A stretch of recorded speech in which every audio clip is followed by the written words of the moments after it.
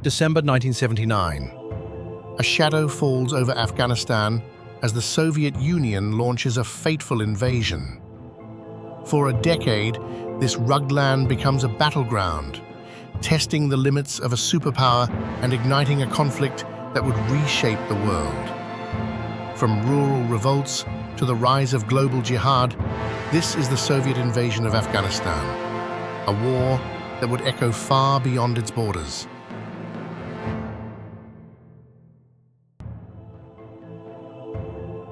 The story begins in 1973, when pro-Soviet General Muhammad Daoud Khan overthrew King Zahir Shah, establishing a republic with Soviet support, setting the stage for deeper intervention.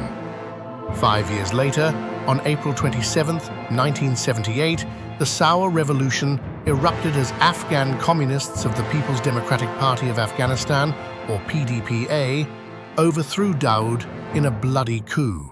Nur Muhammad Taraki emerged as president, pushing radical reforms, land redistribution, women's education, and secular laws that clashed with rural Islamic traditions, sparking widespread revolts.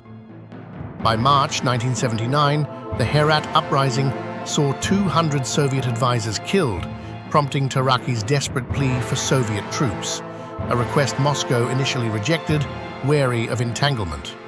But internal strife escalated. In September 1979, PDPA factions turned on each other. Hafizullah Amin, a hardline cult leader, assassinated Taraki and seized power, his brutal purges destabilizing the regime. Soviet leader Leonid Brezhnev, fearing Amin's unreliability and potential CIA influence, saw no choice but to act, invoking the Brezhnev Doctrine to preserve socialism at any cost.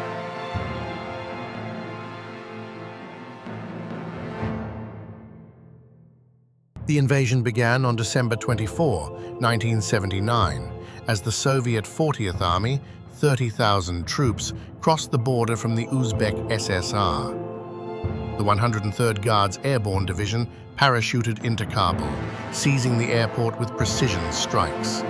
Meanwhile, KGB Spetsnaz from the Zenith Group stormed Taj Beg Palace in a nighttime assault, killing Amin and his guards in a hail of gunfire on December 27th. Motorized rifle divisions, the 5th Guards and 108th, rumbled south from Termez, securing highways to Kabul.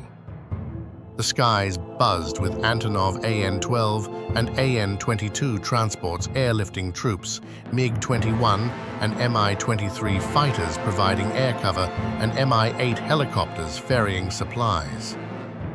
By December 28, the Soviets installed Babrak Karmal, a Parcham loyalist, as their puppet president. The occupation escalated quickly. By 1980, Soviet troop numbers swelled to 115,000, holding urban centers like Kabul, Kandahar, and Herat, while Mujahideen guerrillas controlled the rugged countryside. The Soviet air campaign was relentless. Mi-24 Hind helicopters and Su-25 Frogfoot jets unleashed scorched earth tactics, bombing villages, destroying irrigation systems, and displacing hundreds of thousands. Over 333 helicopters would be lost by war's end. The Panjshir Valley became a symbol of resistance. From 1980 to 1985, Ahmad Shah Massoud's forces repelled 11 major Soviet offensives, with the Soviets deploying thousands of troops and massive airstrikes, yet failing to crush the Lion of Panjshir. Elsewhere, sweeps in Kunar, Ghazni, and Kandahar from 1980 to 1982 forced mass civilian flights. The Salang tunnel bombing in November 1982, a tragic accident during a military convoy, killed over 1,000 civilians trapped in the narrow passage. By 1984-1985, the Panjshir 7-9 operations saw the 108th and 201st Motorized Rifle Divisions launch the war's largest assaults, pouring resources into a valley they could never fully conquer. the war became a Cold War proxy battleground. The US launched Operation Cyclone in 1979, channeling $3 to $20 billion through Pakistan's ISI over 13 years. Weapons flowed, AK-47s, mortars, and after 1986, over 900 Stinger missiles that shredded Soviet air superiority, downing helicopters and jets with deadly precision. Saudi Arabia matched US funding, recruiting volunteers, while the UK's SAS trained rebels in guerrilla tactics. China supplied Type 56 rifles, and the global Islamist network grew. In 1980, the US boycotted the Moscow Olympics and imposed a grain embargo, escalating tensions.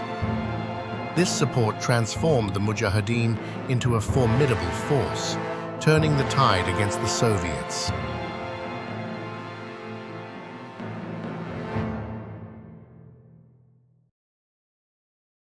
By 1985, the war's cost weighed heavily. Mikhail Gorbachev, seeking reform, called Afghanistan a bleeding wound, vowing to end the quagmire. Troop withdrawals began tentatively in October 1986, gaining momentum with the Geneva Accords signed on April 14, 1988, promising a 9-month exit. The final chapter came on February 15, 1989, when the last Soviet troops crossed the Friendship Bridge into Uzbekistan, greeted by a mix of relief and exhaustion. Gorbachev's retreat marked the end of Soviet dominance, but left Afghanistan in chaos as the Najibullah regime struggled to survive.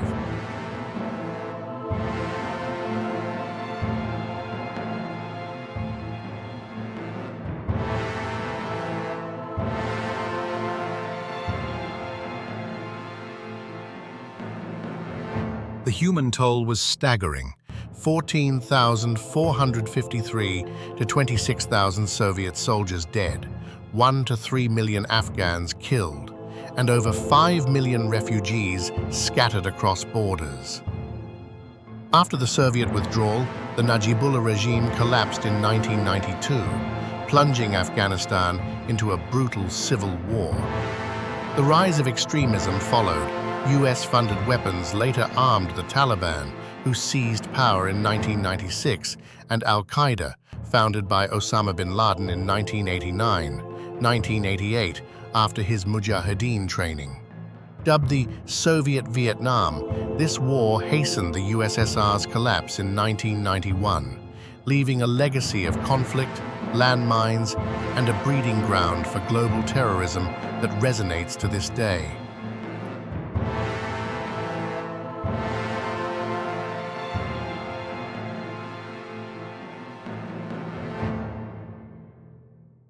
The Soviet invasion of Afghanistan was a Cold War misstep turned tragedy.